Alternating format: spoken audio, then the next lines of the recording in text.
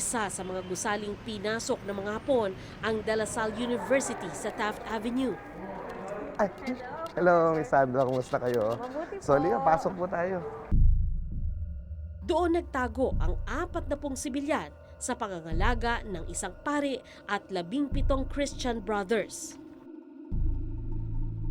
Sabi ng mga brothers, no, hindi kami aalis. May mga civilians dito na inaalagaan kami.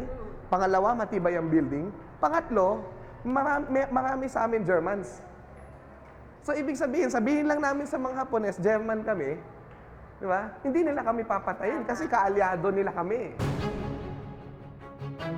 Pero pinaghinalaan silang tumutulong sa mga Amerikano.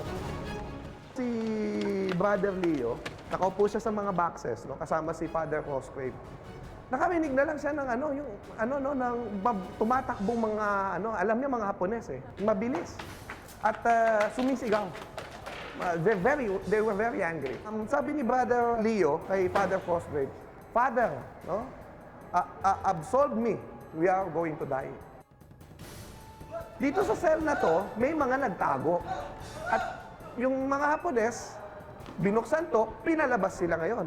Labas kayo dyan. Pinapila sila dyan, pinagpapatay din sila.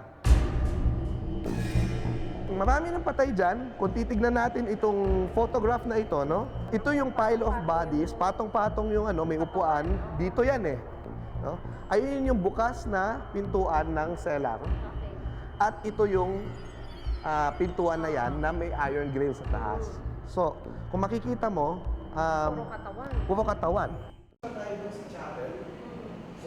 Nagpatuloy ang massacre hanggang sa chapel sa second floor ng gusali. Actually, yung concentration ng namatay na brothers, dito talaga. Kung titignan mo, itong ating picture dito, no? Ito yung patay na brother. Dito sa mismo, itong aisle na ito, they were actually killed by the Japanese doon sa harapan ng altar. Sa isang larawan, makikitang pati ang pader ng chapel may dugo. It's possible na sa sobrang bloody nung massacre, sabi nila kumapit daw yung dugo at kahit linisin, hindi nalilinis. At sa matagal na panahon, ang daming alumni din na nagsabi sa akin, nakikita pa rin nila